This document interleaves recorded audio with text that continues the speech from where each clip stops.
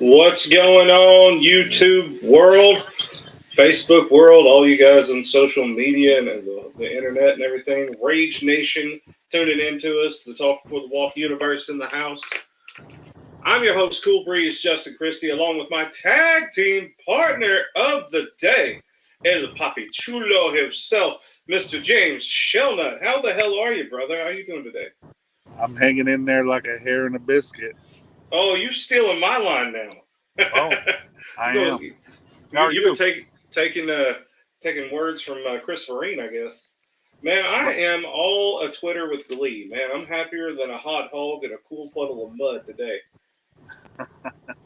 We have a hell of a show, man. It's been a great weekend. It's been a hell of a sports weekend. Obviously, Super Bowl weekend is always pretty big deal in the world of sports. And one thing I used to love back when I was single, I didn't have a family, an immediate family with me.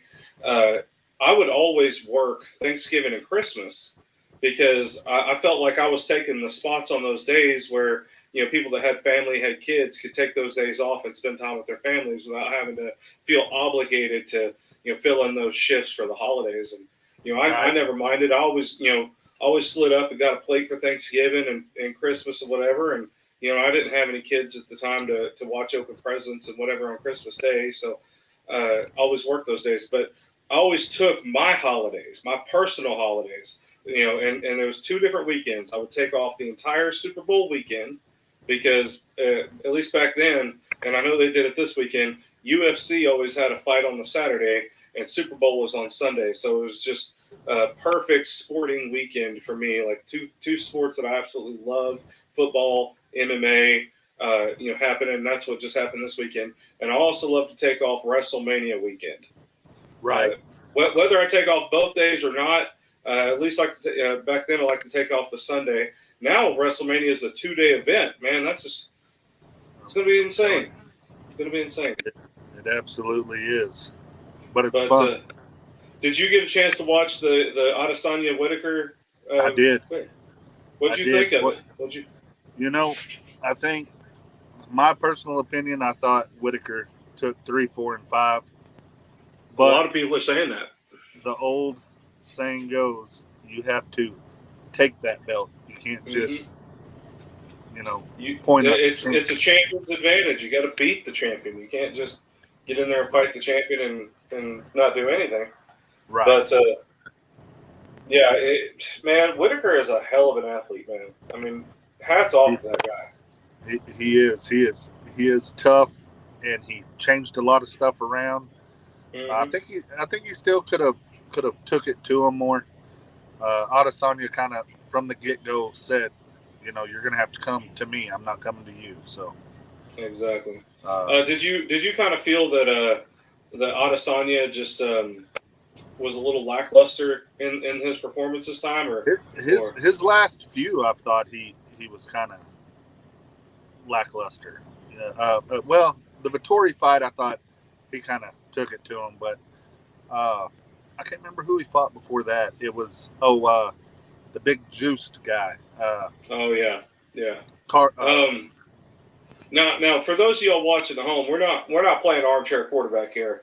This isn't necessarily us being like, Adesanya, should have done this, that, and the other. Adesanya executed a perfect game plan, came away with the victory, had his title, whatever. We are just kind of evaluating the potential that Adesanya has because, in all fairness, he's on track to being one of the greatest of all time. With his style and his character. Yeah, definitely is the greatest middleweight. I don't see anybody that was better. So, I'm I'm still kind of on the fence. I love me some Anderson Silva in his prime. He was untouchable then, but we'll see. Like Adesanya hasn't gotten to the crescendo of his career yet either. Right. So we're gonna see. Right. Like we can't put him as greatest of all time until it's all said and done. I'll tell you right now, he's very much on track. Oh yeah, very much. I was shocked to see Derek Lewis get knocked out. Yeah, that was incredible. I think he was scared of those leg kicks, man, and but it was good to see a big man throw a spinning back kick. I thought that was good, and Jared Cannonier, that was a heck of a knockout. Absolutely. And then the Super Bowl. Did you like? Everybody's talking about the halftime show. What'd you think? Well, first of all, before we even get into that, because that's going to be if you're over 50 or under 35 or whatever, or under so much, you're not going to really be into that show. But let's first and foremost say congratulations to the Los Angeles Rams. They played a hell of a game. They it was a close game all the way through, and that last touchdown was just absolutely a game changer for them. And congratulations to the new NFL world champions, man. That's a phenomenal feat right there. Yeah, and Matthew Stafford goes from, I don't know if there's any Lions fans, but went from the bottom of the barrel to the top. Yeah. So man, you want to talk about two great quarterbacks there. It was a hell of a game, man. I greatly enjoyed it. I personally enjoyed it all the way around. I love the music from the halftime show. I love the Rock's opening intro. The whole nine, man. It was my thing. I grew up listening to that music too. So I mean, it's just one of those things. There's a meme going around, be like talking about how people that were born between 1985 and 1995 are all like, oh man, finally they're playing some music that I like instead of this old people music like Paul McCartney and all that. And all of a sudden, like it takes 5 seconds, we're like, wait a minute, we are the old people now. Yeah, so, we definitely are. I posted a meme. I was waiting for Tupac to come out and say, I'm here, guys. Surprise, yeah. Especially when California Love came on. Man. I was like, oh, here he comes. But But yeah, the halftime show, man, that was phenomenal. I'm not a big fan of the negative internet banter. People body shaming 50 Cent. I mean, you guys got to remember these guys are getting older. Yeah. I mean, they're not going to be their prime 1990s 2000s versions of themselves that you remember from these albums. Mary J. Blige, she's what, in her 50s? Yeah, but we're used to a jacked up 50 Cent. I mean, well, still the vitamin water man. Well, it's okay. I mean, but the man's living his life the way he is. If he's healthy, he's healthy. If not, whatever. He's rich. He can do what he wants. Right, pretty much. And I mean, he was still able to hang upside down from that. I mean, how many of these armchair quarterbacks are going to sit there and be like, "Oh, 50 Cent's fat," and still can't even do that? My big butt would not be hanging upside down. The blood would have went and I'd have fell. Yeah, you would have done passed out by the time. By the time they got to your shot. They'd have been pointing and I'd have been straight out. But overall, I really enjoyed. I enjoyed the music. The set design kind of confused me a little bit because it seemed like the people behind that setup wouldn't be able to see the artist very well. Right. I mean, I know they've got the screens throughout the stadium, but it just seems like when you're in a bowl, like a bowl-like stadium, you kind of want to do more of a theater in the round style of staging. Right.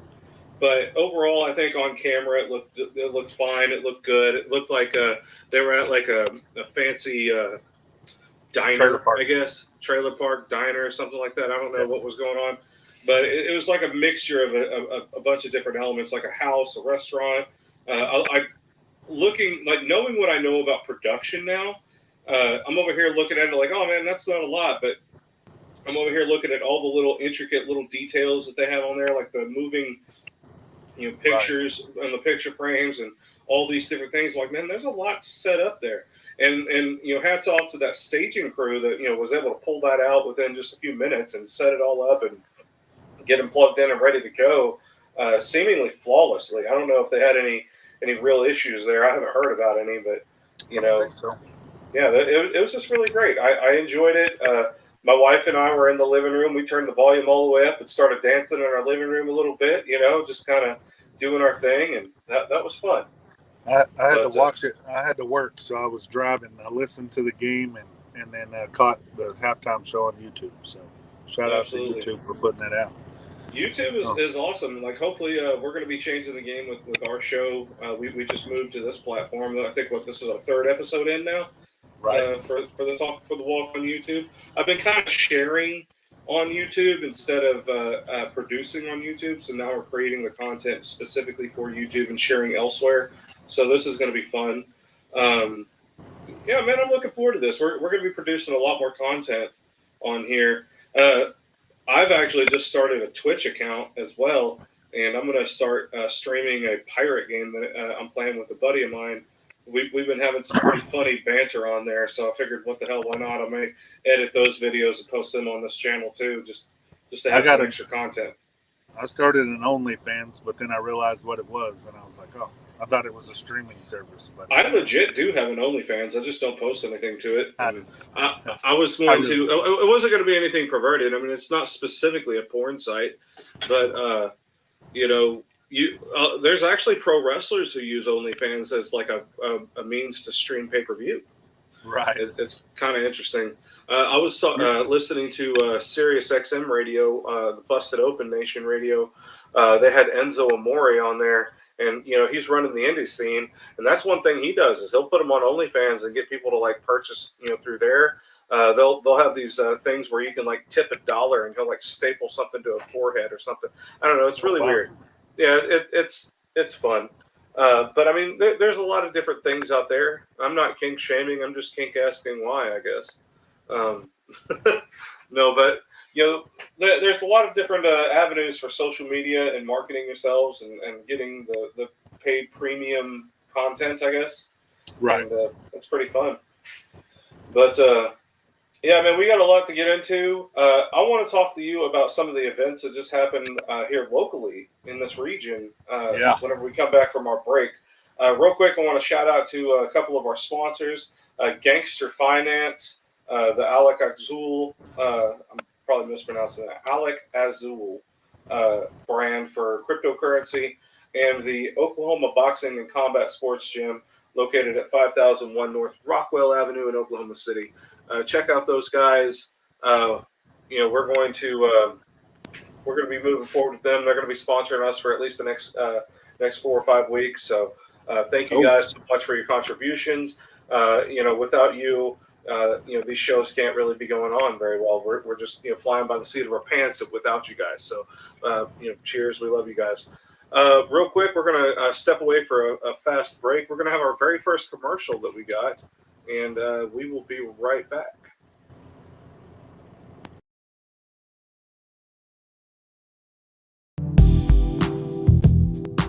Presenting Ganster Finance.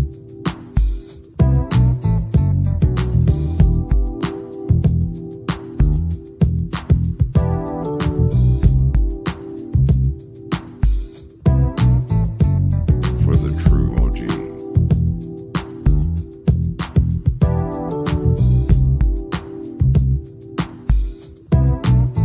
Ganster Finance.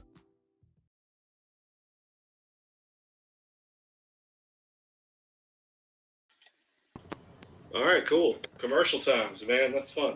I'm glad we were able to do that. I was really excited about that. I've never got to do a commercial on the show like that before, so it was pretty fun. Man, Gangster Finance, that's going to be really awesome. I can't wait to invest my cryptocurrency with those guys.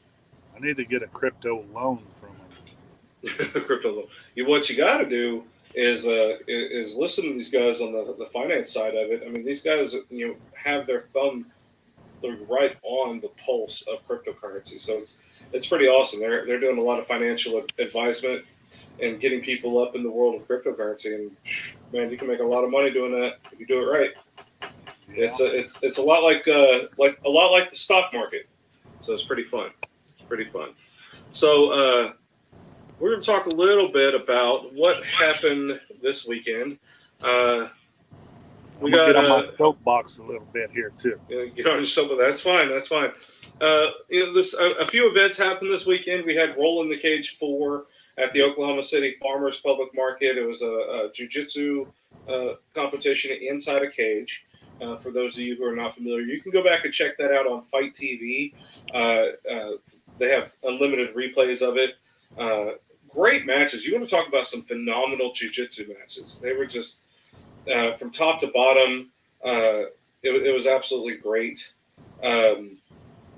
I was thoroughly entertained because I'm a martial arts nerd myself, and there's a lot of times you may hear me in the background just wow, just how did they get out of that? That was just phenomenal. Right. I recorded a video of Aaron Radcliffe and Glenn Woods from my phone. Even though we produced the video ourselves for Fight TV, I went ahead and took a phone video to post on YouTube for that match. So you guys can check out the Fast Productions YouTube page if you want to watch Aaron Radcliffe and Glenn Woods. The cool thing about that, we had those guys on our show last week, and they're both BJJ blue belts and also both judo black belts. So that was really fun. A really interesting matchup. I absolutely love it. The Viking won, right? The Angry Viking? Angry Viking won by decision. It went the 8-minute time limit. And I think it was a very even matchup, to be honest. I would have been real close to calling it a draw. Did they go 8 minutes? 8-minute rounds. It's 8 minutes or submission.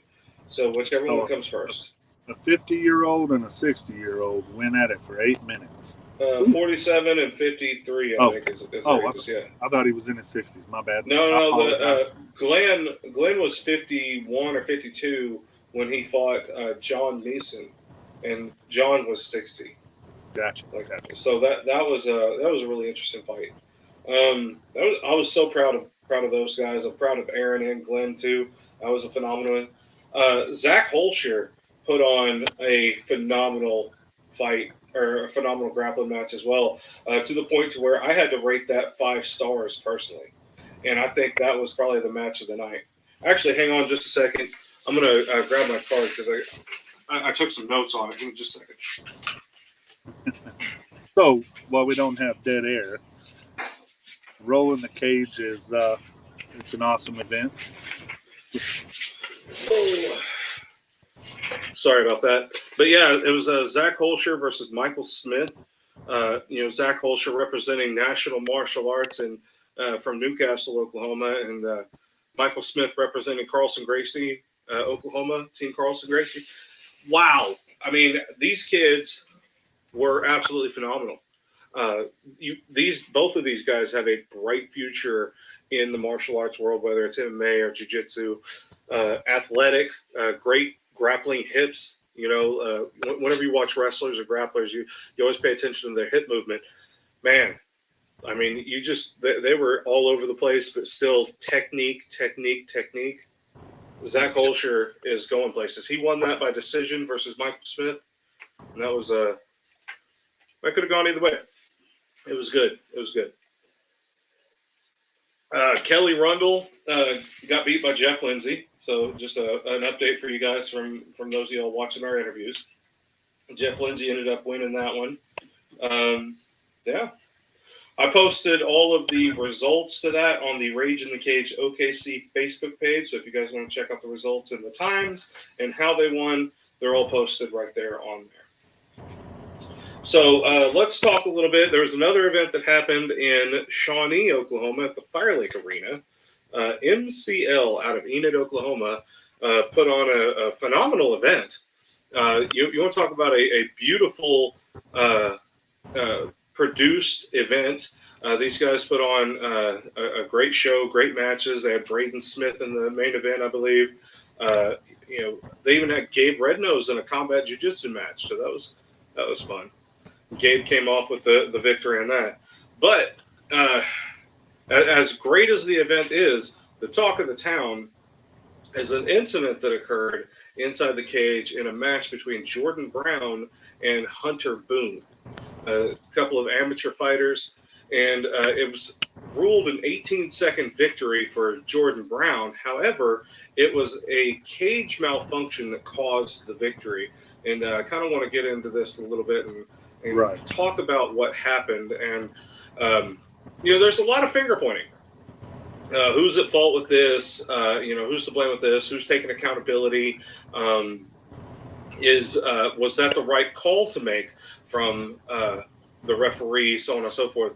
And I kind of want to break that down a little bit, and let's be smart about it and logical about everything, and not be too emotional. First of all, I want to. There's a picture. See if I can actually pull it up. And for those of you who are faint at heart, and let's see if I can save this image. Yeah, for those of you who are faint at heart and get real squeamish with blood and guts and stuff like that, I advise you to look away from the camera. I'm going to be showing this here in just a second. Pull up, make it an overlay.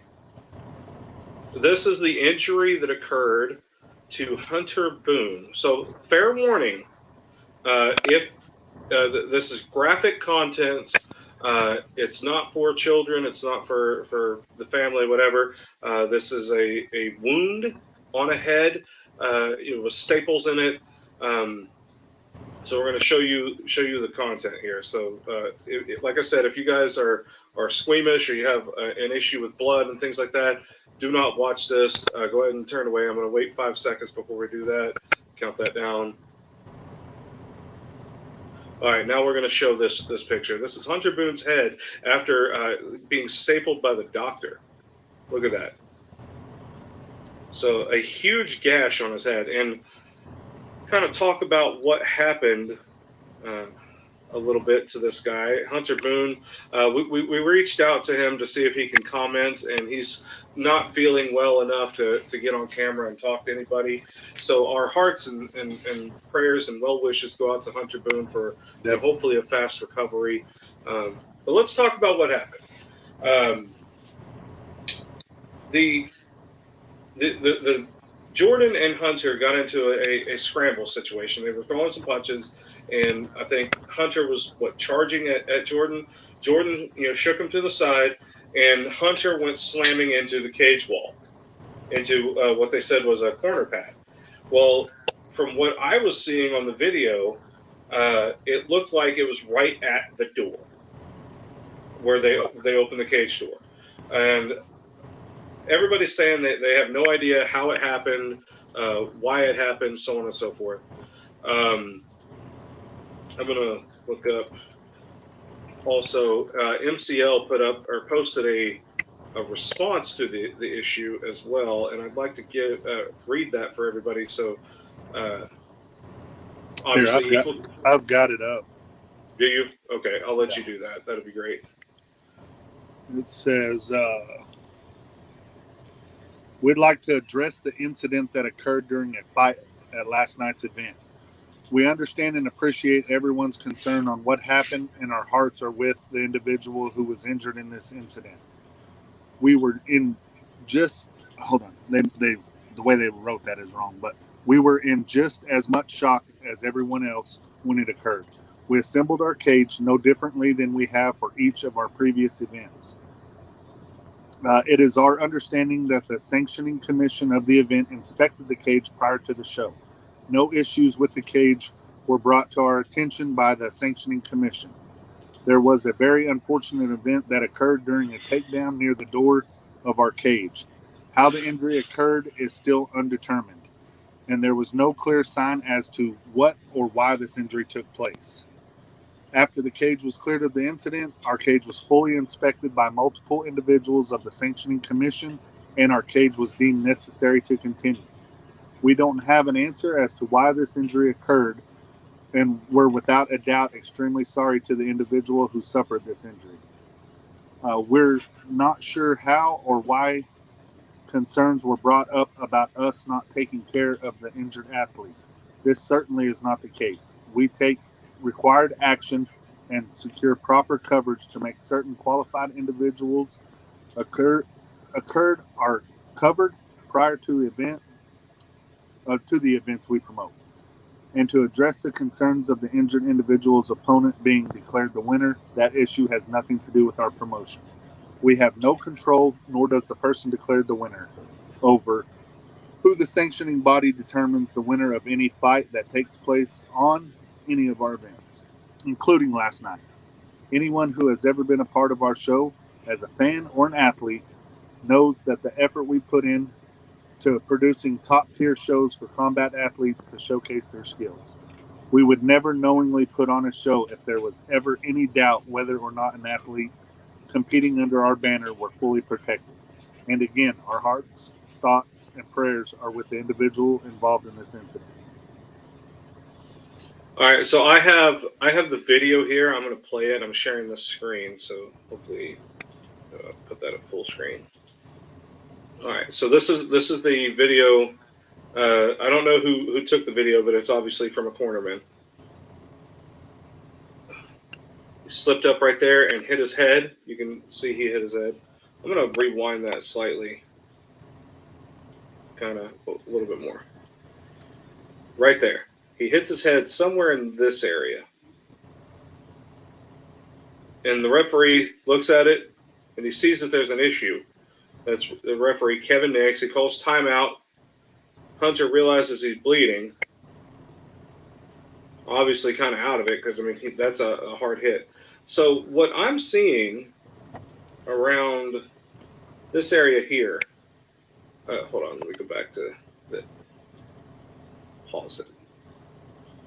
Kind of get in that spot. So he hits his head somewhere around here, right? Are you able to see that very well on your end? Yeah. Okay. Now, if you notice, in that same spot around here, that's also where the person that opens the cage door is unlatching it. Now, I don't know. They said after the incident, they inspected it, couldn't find anything. I'm wondering if the latch or the little bar that goes in here was angled improperly and facing inwards, because a lot of them are a 90 degree angle, like an Allen wrench or something, just a little bar to put in there to keep the cage door closed. I'm wondering if that was pointed in and the sharp edge of that caught him on the scalp. So watch this one more time, so those of you at home could see what happened between Jordan Brown over here in the tight black shorts, Hunter Boone in the white black short, or in the colorful black shorts. Hits his head. Jordan taking advantage of it because he thought, maybe he just, beamed his head on the pole a little bit, which is legal. You hit your head on the pad and get a little dazed. That's legal. But there's a huge cut there. Obviously, you can see that gash. I think what it's made the big stories of all the big MMA sites, MMA Junkie, BJPin.com, MMA Uncensored. They're all reporting on it. A lot of it has to do with the fact that the show continued even though they found nothing wrong. Right. Obviously something was wrong. The gash happened. I think that's the big issue, is the show continuing when you couldn't figure out what was wrong. Yeah, like they needed to find out how that happened. And I mean, obviously, if my hypothesis on this, this is all speculation. So none of this is finite. None of this is fact at all. It's just from what I was observing in this video to seeing potentially where the guy coming in to open the cage door was unlatching the cage. That I was speculating on what may potentially have been an issue there. That doesn't necessarily mean that was the issue. Right. We're not part of the investigating committee of this. We are not not really affiliated in any kind of way. Third party observation. Our sole motivation here is for health and safety of the fighters. Absolutely. MMA is a dangerous enough sport. It's for entertainment. It's for sportsmen to compete one-on-one, mano and mano, to see who the better man is. Right. We're supposed to have adequate equipment. We're supposed to have, safety regulations to make sure that you're not dying in that cage. You're not going to, get permanently injured in that cage. That's why the referees are there. That's why the cage is padded the way it is. The chain links on there, they're not your typical chain links like you have in a fenced yard. I mean, you're not going to have birds on them. They're coated. They're coated in latex or coated in some kind of way. So it's a softer chain link to be smoother on your skin. They're not in there to just be barbarians. So it's as gruesome and as brutal as the sports are. It's still a gentleman's sport, right? With agreements and rules and regulations. Go ahead. It should have been addressed better than what it was, Right. And the other part of it is they ruled it a TKO. Right. And now that's another thing I want to talk about with you as well. A lot of people are angry at MCL for the ruling, and of course, MCL in the when they addressed the incident on their Facebook page that you just read, I don't feel as if MCL is at fault for the ruling of the decision. Oh no, that's Kevin Nix. Kevin Nix, who is the referee sanctioned by the Citizen Potawatomi Nation sanctioning body. They were on tribal land for the CPN tribe. CPN sanctions their own events per the sovereignty laws for tribal land. That's what happens anytime you're fighting on any tribal land in Oklahoma at any of the casinos or any of those stuff. So CPN, I think, also is the sanctioning body for the XFN shows as well. So they're very experienced. They have a lot of fights under their belt. They're not new. Obviously, this occurrence is... I'm not making excuses for Kevin Nix, but I'm certain it's nothing that he's come across too often, or possibly this may have been the first time. Yeah. And so making a call in the heat of the moment, I feel as if it was the wrong decision, should have been ruled a no contest due to equipment malfunction. At no fault to the fighters, and I don't think it was obviously at fault of the commission either. But it's just funny, an eye poke can be deemed a no contest, but the cage causing a gash in somebody's head is a TKO. It's, to me, it's common sense, especially for a referee. If he was new, it'd be different. He's reffed a lot of fights. He's been a fighter himself. He knew, I mean, it wasn't, he didn't just jump over there and say, okay, TKO. He had to talk to the other commissioner or to the commission. And for them to come up with a TKO is just crazy. And I'm sure in the end it'll be a no contest. But that's the problem with the commission is there's a lot of calls that should be different or should be overturned that are not getting overturned or how do you say it? There's a lot of mess ups with the commission. And I only bring up Oklahoma because that's where these fights are at. And right, Texas has its own these type problems. of things happen everywhere, all over every state.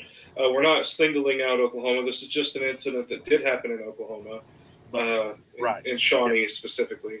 And the rules, somebody had brought up the rules of it, and I went and kind of looked. That's a big problem there is there's really no definition. They kind of leave it up to interpretation of the head commissioner, which in this case is I know Joe from the Oklahoma Athletic Commission. It's his son. Joe, I think his name is Joe Miller too. But it shouldn't be that way. It should be determined. I mean, it should come out in clear words for the average person to read it and know what it means. I can agree with that. Happened with in Rage in the Cage, where there was a noise made by a pro fighter who's had several pro fights, and the fight was called, and clearly when you go back in the video, he doesn't say tap or anything, but it just stuff like that. It should read better. And I don't know who we go to because you message the head commissioners and they don't respond. Right. But Keegan. I'm reading right here, and Keegan had said something. Hunter definitely doesn't deserve a loss on his record, and the same for Jordan. It's not his fault. Right. Everybody's giving him backlash because of he posted on his Facebook page a picture of his glove with blood on it and said 18 seconds. Right. You can't really take a win like that. It is a win right now. Right. But I see why he's getting heat over it, but it was not his fault. Right. And Jordan Brown is a hell of a combat athlete as well. He's got a bright future in this sport. Hunter Boone, hopefully he can recover from this because that kid was on track for a bright future for the sport as well. Like I said, we reached out to Hunter to see if he could comment on this, and also reached out to his coach. His coach is actually at a high school basketball game right now and wasn't able to join us this evening. But I was trying to get Hunter as a secondary because I knew he was not going to be feeling up to it, and I was right. He is not feeling up to it, man. He is still, out of it. I think they got him hopped up on some pain meds, and he's got a concussion. But like I said, man, I hope he gets better. I know he's going to heal up, but I hope this isn't one of those long lasting, injuries that changes his life. But I got to say, he was fighting until the end. I don't know if you noticed that. Yeah. As soon as he hit, he was out. But when Jordan jumped on him, he immediately started to go for a triangle. Mm-hmm. He was out of it probably in his head, but his body from working, it went into autopilot and was throwing up a triangle to, so tough kid, very tough kid. Yeah, absolutely. Man, I really hope that he heals up. I think Jordan Brown will be fighting again on March 26th. and another card on that date. I don't know exactly where or when. Some of these fighters, whenever they're like, "Hey, I got a fight," and gives the date, won't give the promotion, won't give the Right. the place, the location, the tickets, all this stuff. You always got to make sure you do that especially if you're a local fighter. Anytime you fight, always let everybody know how to watch you, how to get there, where you're going to be, which promotion you're fighting for. That way we can follow along with it. We'll do some more research, and maybe we can get Jordan on here to get his take on what happened, and find out what's going to go on with his fights coming up. And I'm hoping here in the future we can get an update about Hunter Boone as well, and maybe as the situation develops, find out maybe what exactly happened. But it's just an unfortunate circumstance all the way around, and we're looking forward to more events coming up, man. I hope they look at that cage and really figure out what it was. One of the things for me that I'm thinking it might be that thing that latches in the door. Right. Was after the fact when they said that multiple officials inspected the cage and couldn't find the issue. That's the one thing that you take off of the cage to open the door, and Right. it's not going to be there when you're looking at it the second time. Right. So that, I feel like it's a high chance, a very high chance that it was probably the little latch bar that was put in maybe in reverse, because like I said, it's an angled bar. It's a 90-degree angle, and it's a big Allen wrench, so you can reach it. It pokes out of the cage from one side to get into those the slots. And if it was put in backwards for whatever reason, that could have been enough to just cause that type of gash. Right. And if that's the case, man, that's highly unfortunate. That's an accident that shouldn't have ever happened. Maybe going forward, the commission could take steps that, whenever the referee, checks to make sure all the judges are ready, the fighters are ready, the door's shut, he could physically go look to make sure the bolt is in the right direction. Right. As a last minute safety effort. I don't know. I don't know what else to say about that, but hopefully it all turns out well. Our best wishes to everybody involved. Hopefully, I'm just really hoping Hunter gets taken care of, man, because he's a hell of a fighter. He's got the heart of a lion, and Jordan Brown's a hell of a fighter too. And maybe one day both healthy fighters will be able to run it back and settle that score. So I hate it that he's a dad.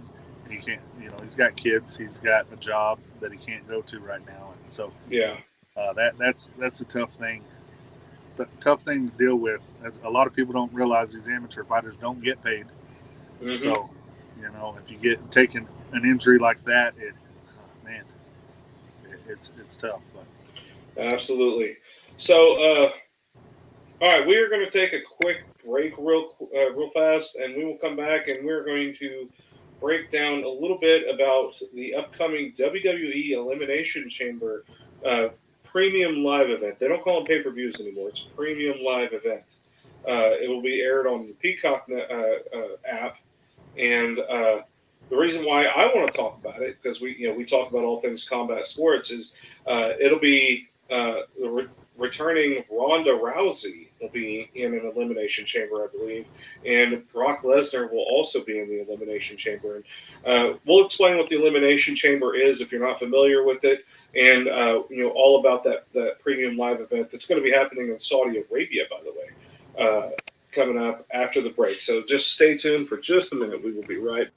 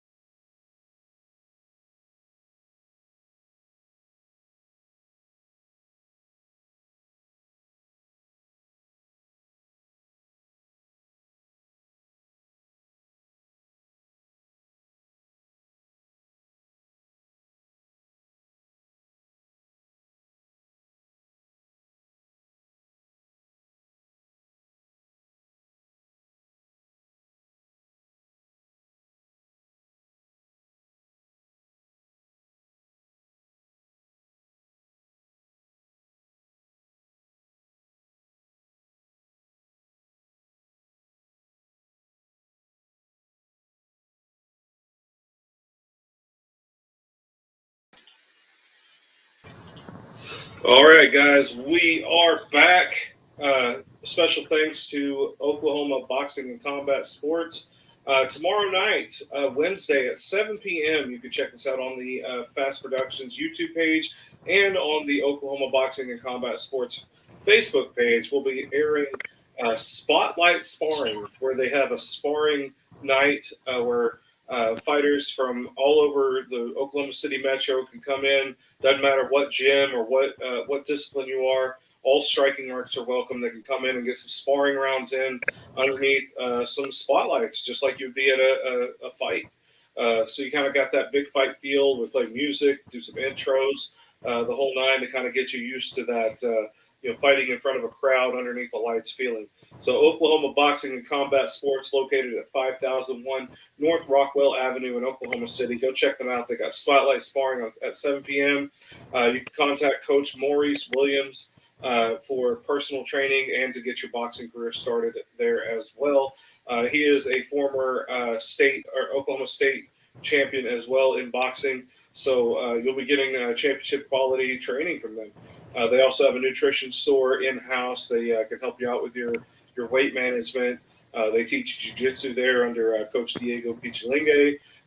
Coach Josh Morgan teaches kickboxing there. So you're getting a lot of looks from a lot of different things there. So Oklahoma Boxing and Combat Sports, proud supporter of the Talk Before the Walk. Thank you so much. We got a lot of cool things coming up here. At the turn of 7 o'clock, we're going to have Will Dicke coming on at around 7:15, and he is going to be talking about his upcoming title fight against the current Rage in the Cage 205-pound light heavyweight champion Lamont KO King Stafford. These two guys are studs, man. It's going to be fun. I can't wait to hear from Will Dicke and find out, introduce him to our audience, find out, what brought him up to this point, and then we'll get to hear from Lamont Stafford as well.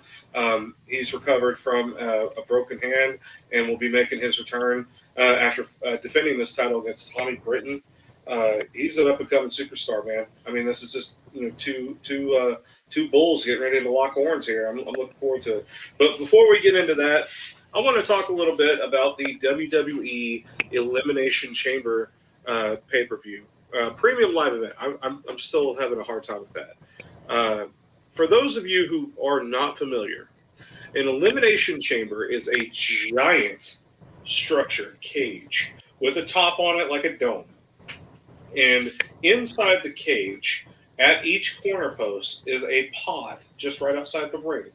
The whole cage goes around the ring. It has like a steel platform that extends beyond the ring to the outside, level with the ring. And each corner has a pod, and in each pod is a wrestler that comes in at a time delay. 2 wrestlers will start off in the middle of the ring, and 4 wrestlers are in the pod. And every, I guess, 2 minutes, or I don't know how the time limit goes, could be 90 seconds like the Royal Rumble, another entrant enters into the match. And at the end of it, one is left standing and will be crowned the WWE Heavyweight Champion. And it's going to be pretty interesting. The contestants for this will be the current WWE Champion Bobby Lashley, who we are all familiar with from his run in Strikeforce and Bellator in MMA. He is the current WWE champion. He's taking on Brock Lesnar, former WWE champion and UFC champion as well. They also have Seth Rollins, AJ Styles, Matt Riddle, who is just wrestling under the name of Riddle, who is also a former UFC fighter, and Austin Theory. James, have you been keeping up with this at all? Man, to be honest, I haven't watched in 2 weeks. I don't blame you. I haven't got a chance to really watch a lot of television myself. It's been a busy couple of weeks. I know Bobby Lashley won the title off of Brock Lesnar at the Royal Rumble pay-per-view this past month. Yeah, and Paul Heyman January. turned his back. What? Yeah, Paul Heyman turned his back, but it was one of those things where Roman Reigns came in and interfered and caused, the distraction and for Bobby Lashley to be able to take advantage of it. and win the title. So they're setting up Brock Lesnar versus Roman Reigns at WrestleMania. Right. Brock Lesnar that same night came back and won the Royal Rumble. And then the next night on Monday Night Raw, entered himself into the Elimination Chamber. Or was entered into it. I don't know how they made sense with it story-wise. But either way, Brock Lesnar is going to be in the Elimination Do you Chamber. know why he did that? The reason that he is saying is he wants to go win the WWE Championship and take it to defend it, title versus title against Roman Reigns at WrestleMania. Because he gets to pick already who he's facing. So he didn't call out either one of them, but he's going to be in the Elimination Chamber for the other title. He'll win it. Yeah. So what do you think about this WWE Championship versus Universal Championship title versus title thing? Do you think they could do an undisputed champion at the end of WrestleMania? They did it before for a little while, and then they split it back up when they went. They wanted SmackDown to have a title too, and Raw to have a title. So I like it. I think there should be one champ. I think they should just have one champion and let him go back and forth on the shows. I like the one champion and let them have free reign of whichever show they go to. Right. I don't like dividing up a champion per show because it doesn't seem like a world champion at that point. It just seems a brand champion. Speaking of champions, Universal Championship match, Roman Reigns defending his title again against Goldberg. I'm not real excited about that. No, to be honest, I love Goldberg back in WCW and with the 100 and something, and 0 streak that he went on, and I loved him whenever they first introduced him to WWE back 10 years ago. But coming back again, it seems like they're just missing the mark with him. And I know that he's still got a lot of fans that are really excited to see him, but it's a one-off every time he's there, and it just seems like there's a throwaway match every time I watch it. Right. And I think I really started dwindling on my Goldberg support when he wrestled The Undertaker in Saudi Arabia. Yes. Horrible match.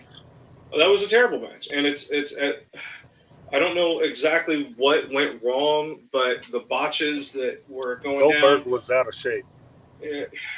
There's speculation that Goldberg does this pre-match thing where he bangs his head on a locker room or a door or something, and they're saying he may have concussed himself at the time, right. And that it was so dangerous he could have hurt the Undertaker, in real life, like with a botch like that. Right. But I'm not real excited about the match, and I hope I hope it's a quick one. I hope they don't do anything where they put Goldberg over on it and give him the title and screw up everything. I hope it's just one and done and going through the motions, whatever. I'm not real excited about it. I'm probably not even going to watch it. I'll probably fast forward through it or whatever I can do. But I'm not a big fan of that match. Elimination Chamber.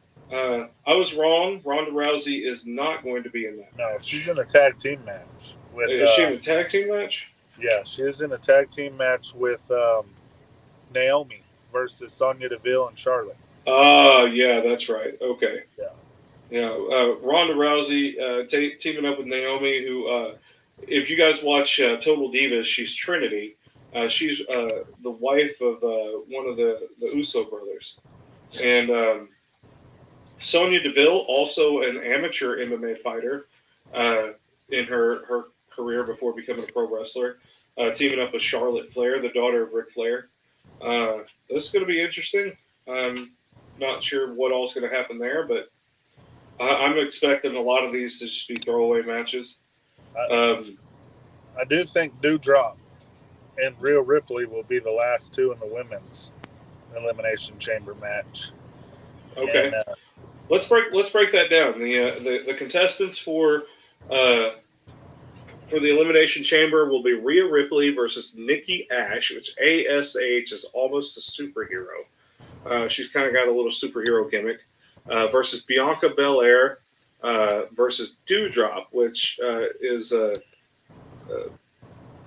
can't remember her wrestling name. She went by oh man, I can't remember who she was. She's from Scotland. She's a phenomenal wrestler. When you first look at her, you don't think, oh man, she's got to be amazing. But you watch this woman perform, absolutely phenomenal. Versus Liv Morgan and versus the returning Alexa Bliss. That's going to be interesting. They're getting a shot at the Raw Women's Championship. The winner of this becomes the number 1 contender. So there's no title on the line. Speaking of the Raw Women's Championship, Becky Lynch is defending her title against the returning Lita. What do you think about that match? Dude, Lita was she's back in the day. Lita, I thought out of all the returning women that have come in, I think she looked the best as far as performance. Yeah.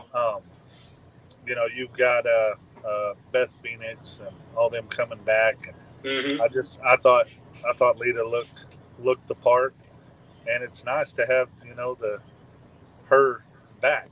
Everybody remembers her with the Hardys and with Edge, and to have Edge back and kind of Lita there, that's kind of a weird deal, Yeah. Because he is married to Beth Phoenix and his ex, What a great match they had at the Royal Rumble, though. Oh, Edge yeah. and Beth Phoenix, the Copelands, I guess, teaming up against the Miz and Maurice, husband and wife versus husband and wife. I bet they just had a blast. Oh yeah. Doing what they love doing, making a ton of money doing it on a huge stage. And I think what got me is especially you and I, being such family guys the way we are.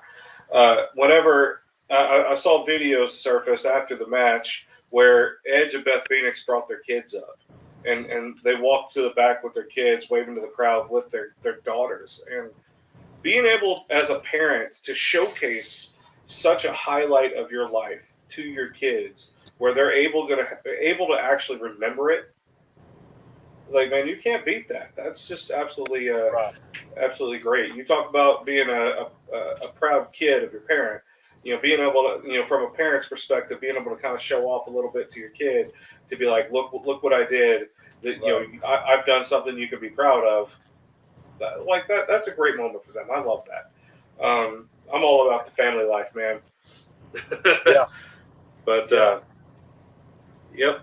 So obviously they're going to have Mansoor on there. We're not sure in what capacity. He's facing Jinder Mahal, isn't he? Is he taking on Jinder Mahal? I believe so.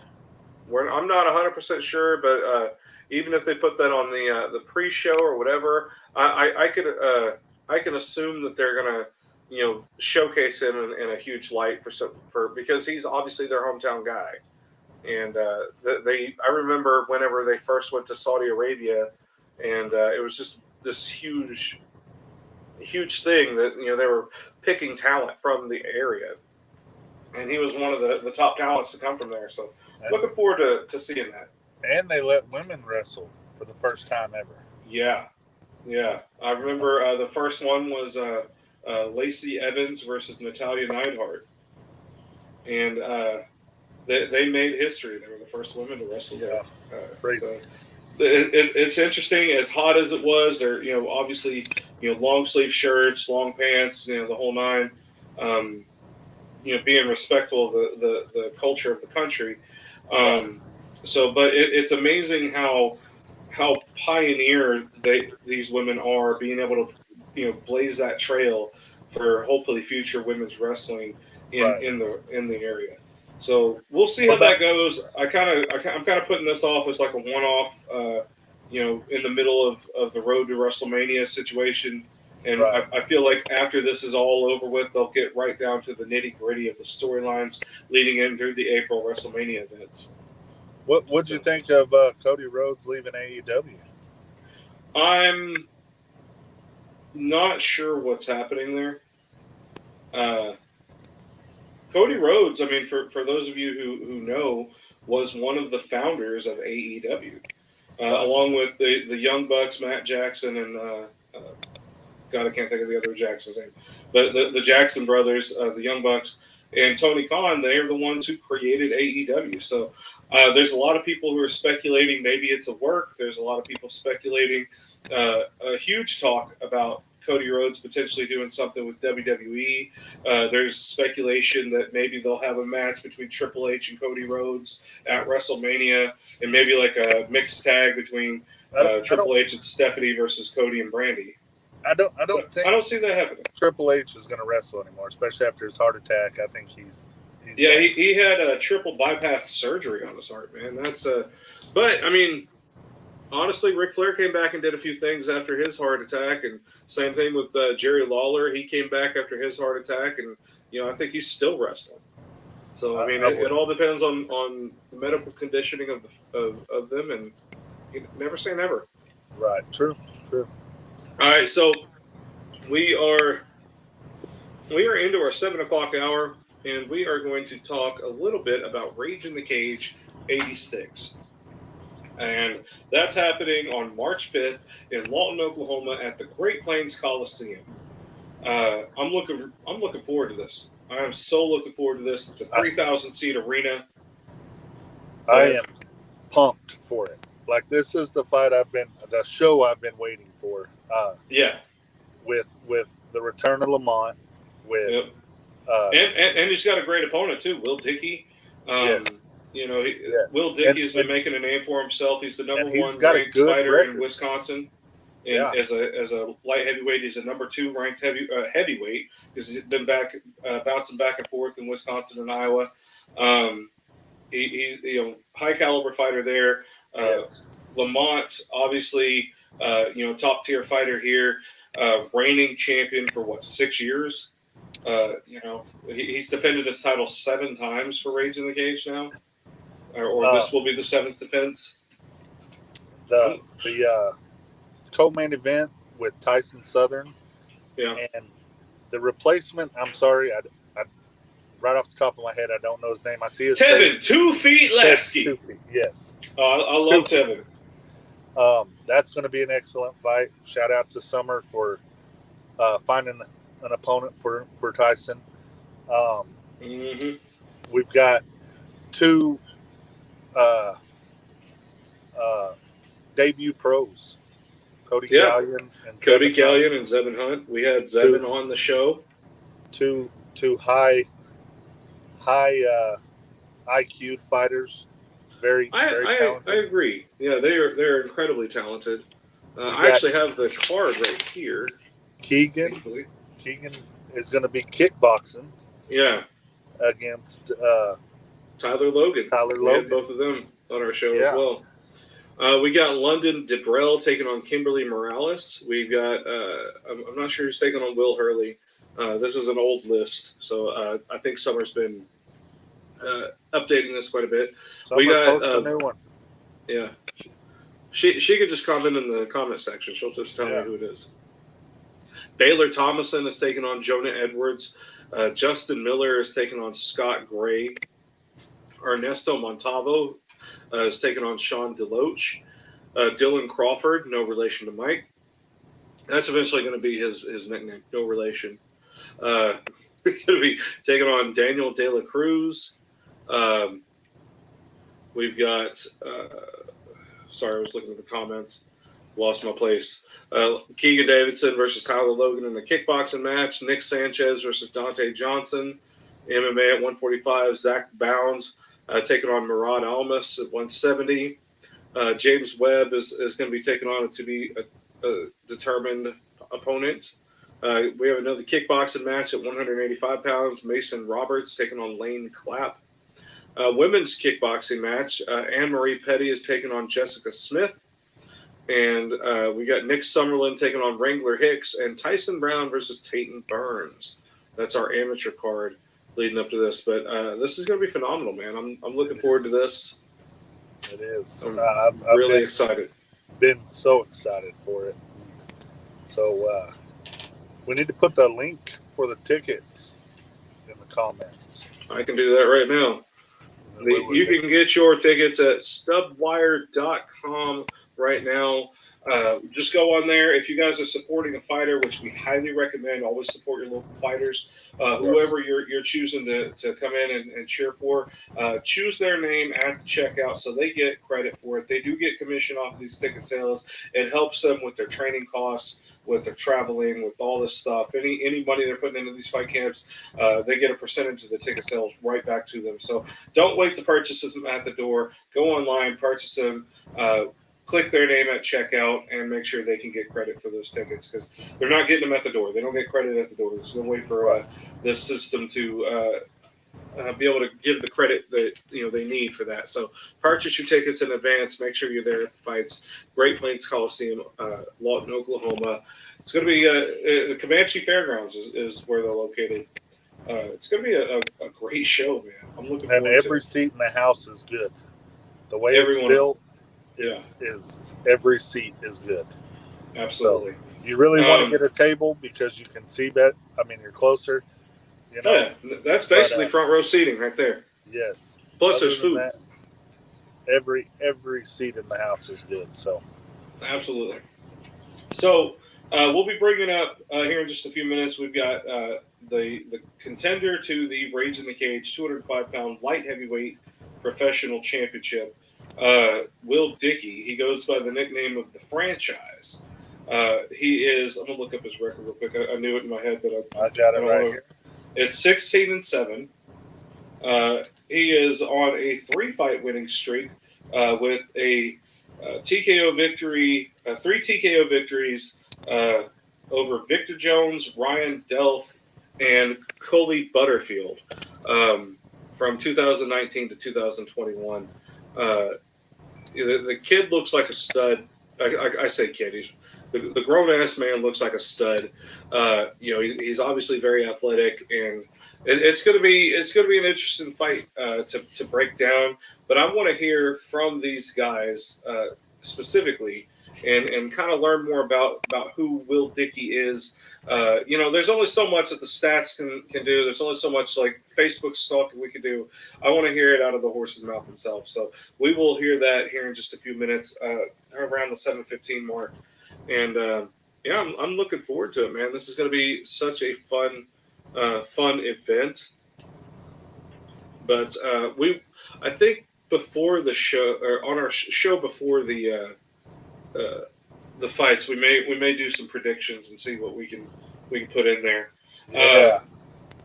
I want to hear fans are Josh Calderon. Okay, that's apparently who's facing Will Hurley. Oh yeah, that's going to be fun. Yeah, that's going to be good. Josh Calderon is a hell of a fighter, man. I'm looking forward to seeing him compete again. A lot of these amateurs, man, I can't wait till to continue to watch their careers develop into the once they go pro, seeing who can exceed from there. So we're going to take a quick break, real quick, and I'm being redundant with that, but you know what I mean. I'm not used to doing the breaks yet, so I'm going to get to it. We'll hear from our sponsor, the Ganster Finance, one more time, and going into these segments. And we are going to hear from Will Dicke whenever we come back. So just hang tight, ladies and gentlemen. We'll be right back with Will, the Franchise Dicke.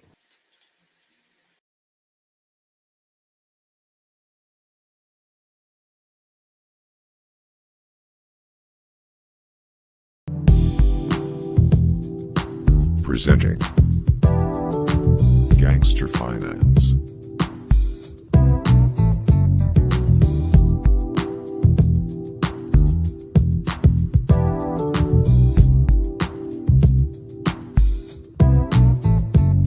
For the true OG.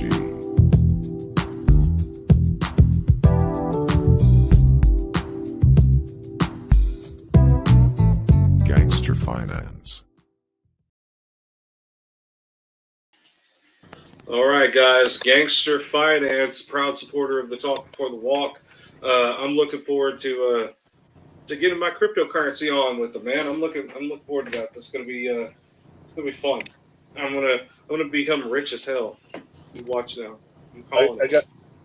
I got to say, so I was looking up some stats on these two guys, Lamont and Will, and the finishing rate is crazy. So Will has an 81.3 finishing rate out of his 16 wins. Mm-hmm. So, and every one of his wins from his last fight to 2011 were all finishes. Then you got Lamont, who is 91.7.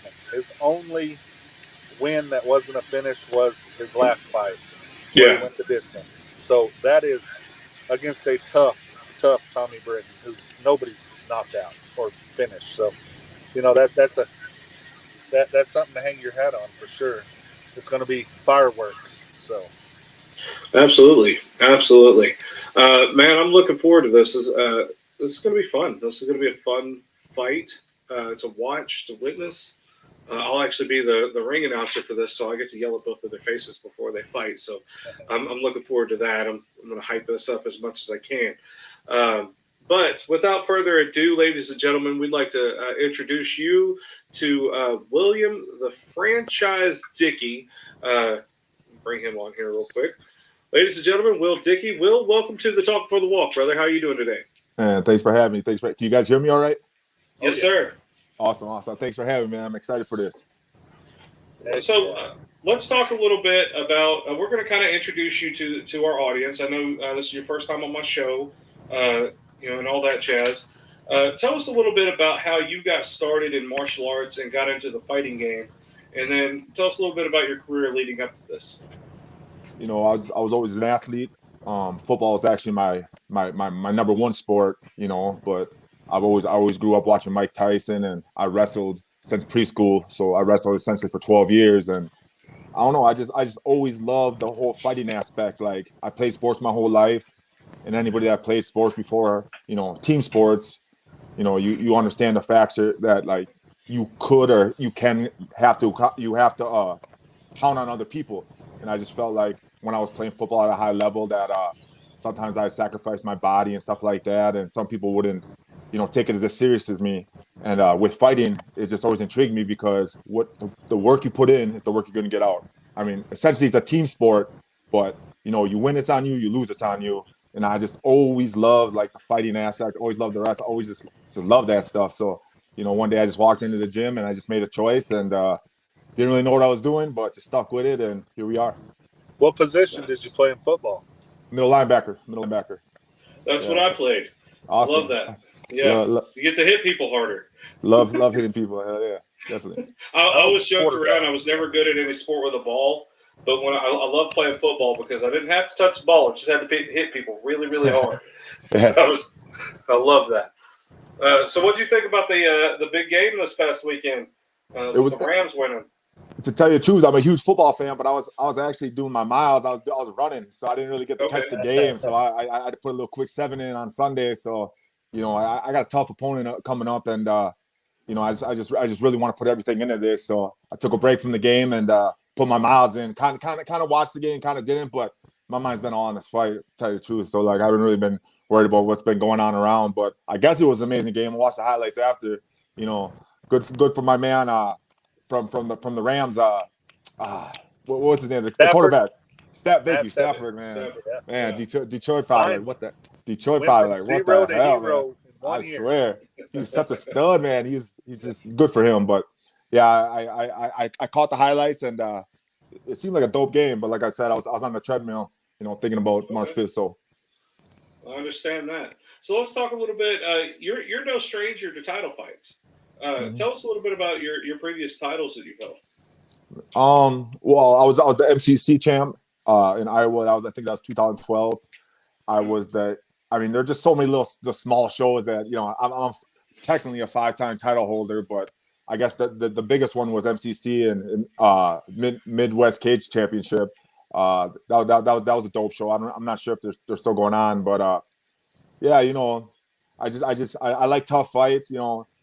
All respect to all the promotions with the title fights and stuff like that. But personally, until I get to the next league, like, none of that, it's just, I want to fight the best. So if fighting the best is for a title and having that title, then I'll do it. But, they mean something to me. And I think they're going to mean more to my kids when I have kids one day. But essentially, I just want to fight the best, and usually the best hold the title. So I'm just excited about that. So I see you got some balloons in the background. So I see you're working on the kids thing eventually. Yeah, hey, funny, funny. Yeah. Just got to keep the girl happy, man. You know, Gotta happy keep the wife, girl happy happy. life. So yeah, little stuff, little Valentine's thing. I don't know what the Totally hell they're doing in the understand. background. So They're just floating. That's what balloons yeah. do. They just be like, man, this TV is nice. Yeah, it bought me till after my fight, so I don't have to do nothing till after my fight. That little Valentine's, it There bought you me go. some time till after my fight. So Bought you some time. Get you a little bit of a month off. There you go. yeah. Just to focus. Well, I mean, having support from loved ones, man, that's always important. You know, especially as much as you sacrifice as a fighter. So shout out to your girl for Appreciate her it. patience and standing by you for that, because we know you and Lamont are going to put on a hell of a show. Come March 5th.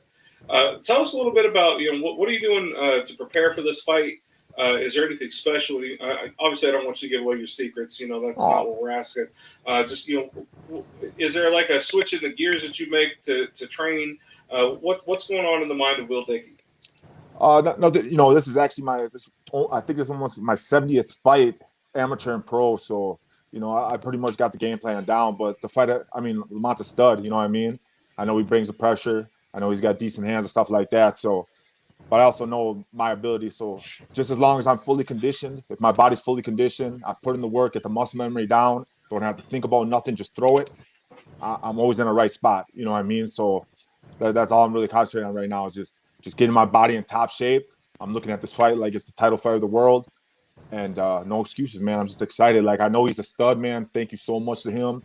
I'm not one for talking crap, none of that. You know what I mean? Like, I've been in the game too long, but I appreciate him taking this fight and giving me the stage, because I only want to fight the best. And I've been kind of going between heavyweight and light heavyweight. COVID hit, it kind of set me back a little bit, but it's been tough to try to find people to fight me, and I'm just excited to fight guys of his caliber and stuff like that. I didn't know that this is his 7th title defense, so good for him. Shout out to him, man. Good for him. Yeah, he's probably the one of the, if not the best in Oklahoma. He's still blazing a trail to put that stamp on that Love GOAT that. status, I guess, for Oklahoma. But he's also looking to get the next stage as well. So I love how big of a quality of this match this is. So I'm really personally looking forward to this fight myself. What would you say? Are you a wrestler? Are you a striker? Or MMA all around? Well, I guess I turned into a striker, but essentially I'm a freestyle fighter. Like, it's just been fortunate for me that I got it in both hands, so I've been able to knock out a lot of my opponents. But I mean, don't get it wrong. If somebody can outstrike me, I think somebody can outclass me. I'm gonna resort back to my wrestling, which I haven't had to do in a long time. But I'm actually more comfortable on the ground. But I started at Duke Rufus. I was there for 7 years, so with Anthony Pettis and all of them. So they really put the stamp. They turned me from athletic to an athlete. I really put the science of striking behind it.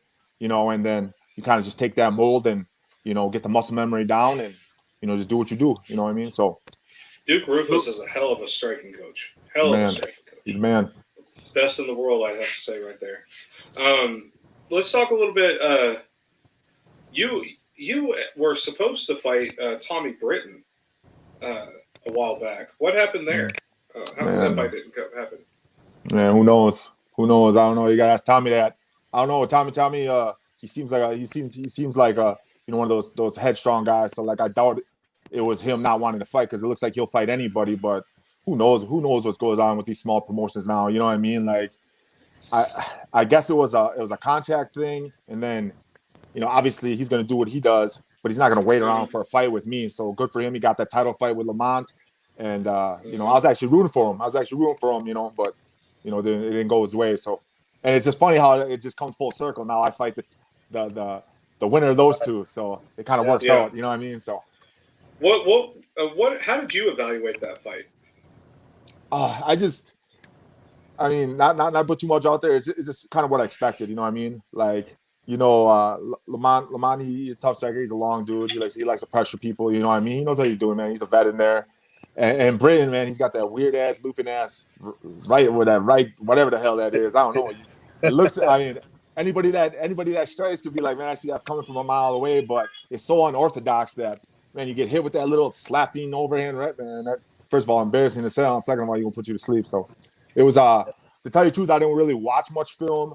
You know, I'm gonna start watching film on Lamont, but I kind of seen it because, you know, it's just over the course of my career that it's just easier. Like, just let me get my body condition, let me put in the work. I got other people to watch film on that, and I just listen to him. You know, I got a great team around me at Red Schaefer's MMA out of Milwaukee. You know, Coach B, Red Schaefer, all those guys are definitely getting me ready. So pretty much just surround myself with a group of guys that's way smarter than me and just trust the process. So outstanding.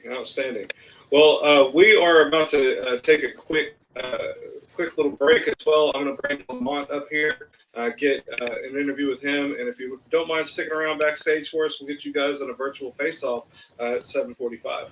anything you want, my man, I appreciate it. Do you have any last words you want to say to Lamont real quick before his interview? Man, all respect to him, man. All respect from one vet to another, man. It's gonna be fireworks. You know, I'm not one for talking crap, man. You know, I'm a real dude, so just a lot of respect and just thanks to everybody that's around me, all my coaches, my management, NCMGT, and all my sponsors, man. I appreciate everything, and you guys for giving me this platform. Appreciate it. Awesome. Thank you. Well, hey, thank you for your time. We'll bring you right back up for a virtual face-off. You guys will get to talk to each other, and you know, for those of you watching, stay tuned, man. We'll be right back.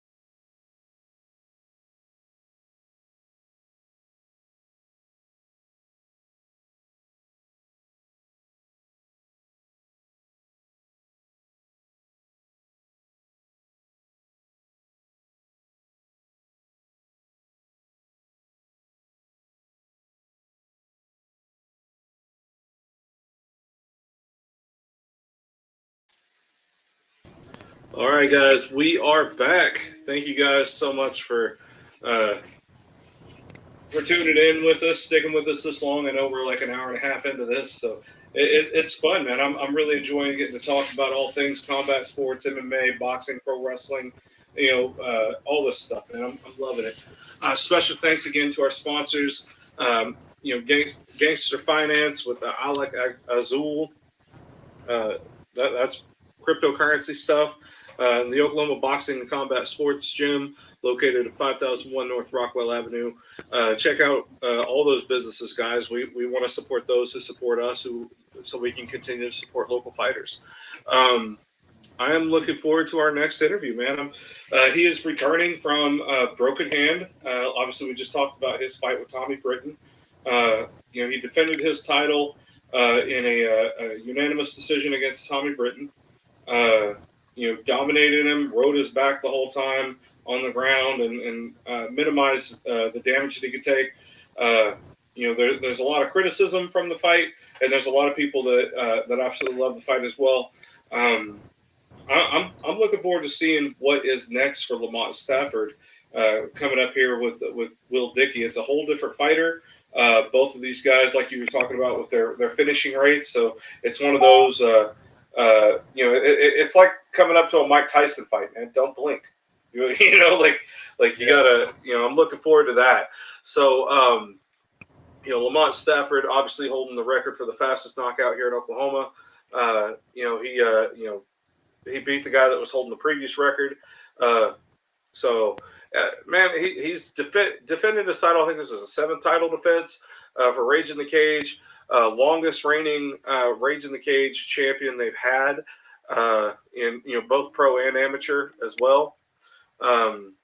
I'm looking forward to this. This is going to be great. So, without further ado, please help me welcome the reigning I'm gonna go full Paul Heyman on this. The reigning, defending, undisputed, Rage in the Cage light heavyweight champion, Lamont KO King Stafford. Lamont, welcome to the show, brother. How you doing? What's going on, man? I'm doing all right. Man, I'm excited to get to talk with you on here. I know you and I talk quite a bit. You're one of my besties. But you just got to watch the interview from Will Dicke. I know you've been training your ass off too. Tell me a little bit about your training camp, how your recovery has been for your broken hand, and tell us a little bit about your trip, your journey to this point. My hand made a full come around, man. Like I had 2 surgeries after I broke. I ended up having to get like 6 pins put in there in a plate. Then I ended up having to take that out. And it just took me like probably 6 months of rehabbing and working until I felt like I was ready to go. So it's been like a year and a half off. So yeah, I'm definitely ready to get back in there. Awesome. You've been traveling around and training in different camps. Tell us a little bit about your training experience and what you're doing leading up to this point. Man, I just been trying to stay busy, man, getting different looks, working with different people, man, like just game planning. Like, I don't know. I'm feeling real good, man. This is like one of the better training camps I done had. Like, usually I go in the fight, like, feeling like I got to put him away by the 2nd or 3rd round. Like, this fight right here, it was a good thing I did fight Tommy because he was the only person that would go the distance. So I got to see what that murky water was like. And it just like, it definitely helped my training camp, man. So. Do you feel that helped mature you as a fighter going deep into the 5th rounds like that? Most definitely. Because like for a minute there, I thought nobody could take my power. Like Tommy, man, that boy hard-headed, man. He fucking took some damage. He took some of my best shots, man. Like, I'm nothing bad to say about him. He's just extremely fucking tough, man. You don't meet people like that. Not too often. I gotta say, every time I talk to Lamont about that, he gets on to me, and he's like, "That's a tough motherfucker right there." So yeah, he's tough as shit. I mean, that's the only fight that hadn't ended in a finish. So, that speaks to Tommy's toughness. And yeah, he's the only person to ever make it out the 3rd round with me, man. I was just looking at all your fighting rates and your finish or your average time, or let's see, your average time in the cage is 3 minutes and 7 seconds. That's a long time to be behind this smoking gun, man. Yeah, for 18 fights, that is crazy to have 3 minutes and 7 seconds is your average time. So, I mean, that's whew. I feel sorry for anybody that has to go up against it. Absolutely. Yeah, I can sit back and fight a comfortable fight, pick my punches. I don't have to rush nothing, man. Like, yeah, I'm ready, man. This training camp's been hell. I'm ready to go out here so I can let my body heal back up, man, and just relax for a couple of days. Heck yeah. How was Valentine's Day? I was pretty good, man. Good. Awesome. That's why he needs to heal up, James. Sure. That's why he needs to heal up. Have my girlfriend, then I have to get my girls, my daughters situated. I had a lot of women to please, man. Oh. Mm-hmm. Being a father is tough, man. It's especially to daughters. My that's daughter, where you learn. My daughter's got boys showing up now. Yeah. What did you say, James?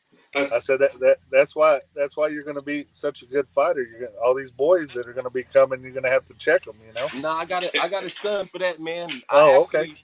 Just started working with him, training with him, man. So you're gonna have to keep these boys in check. Who knows what the future might hold for him. I was always glad I didn't have that girlfriend that had the big bad dad.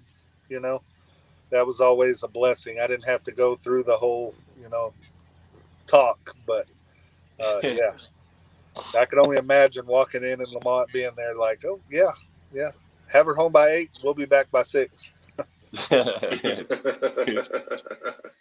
I think I'm going to start having to have talks with my daughter's little friends that are coming over.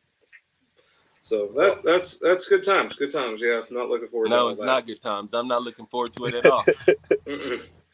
No, like that's just the one thing I dread the I'm not looking most. forward to it at all, Justin. Yeah, same. Like That's your son's amateur career right there, you know? Friday, the first time, there was a boy that showed up at the door wanting to hang out with my daughter, and I was like, okay, I wasn't ready. I'm not ready for this. So I walked up to my wife, and I looked at her, like, it appears our daughter has a gentleman caller at the door. What do? So I don't know. It just instinctively start sharpening knives in front of the kid. I don't know why. It just Man, I see y'all got 15 fights on this card, man. Yeah, it's gonna be a late night for you, brother. God damn, I ain't never gonna get to fight and get out of there. That's that's the problem with being the title holder, man. You got to go on last. Yes, all right. You can't open the show with a title fight. Everybody go home, man. Where's the after party? I don't even know, man. I ain't really even focused on that, man. I'm finna usually for Rage in the Cage and Lawton, it's at Red Dirt Reloaded. Smart fight, get through him, man, and then we'll go from there. Heck yeah, I like that. I know the official after party for Rage in the Cage will be at Red Dirt Reloaded Bar and Grill. So that's usually they have beer. I think liquor. I'm not sure what all they got, but hey, it's fun. I think they have Hunt's Brother Pizza for my strap now. Okay. That's it. You coming to that point, man. You done dwindled down the division here, so that's going to be fun. What do you know about your opponent? And you know, I've been watching. Tell us a little bit about how this fight got a lot of fights on the internet, but what he do have, I've watched pretty much everything he got. I got a pretty good. I really ain't even gonna say a game plan because I don't really game plan. I just go out and I take the opportunity that's given to me. But yeah, if he come out with the fight style he been coming out with, it might be a quick night. I want to see what he done. He better have to change something up. Mm-hmm. Keegan Davidson just replied on just commented that he'll make his fight quick for you. That way you don't have to wait as long to fight. Yeah, man, that's why I be liking them guys to get in there and get them out the way. Absolutely. Last time, me and Tommy, we didn't get out the building until almost 1:30. It was wild, man. Y'all went the distance. Long night there. 5-minute banger. Good God, I was that just was getting home too. I only really had like a month and a half, 2 months to get ready for that fight. I really shouldn't have took it, but I'm just too stubborn not to. Right. Yeah. Sometimes fighters just gotta fight.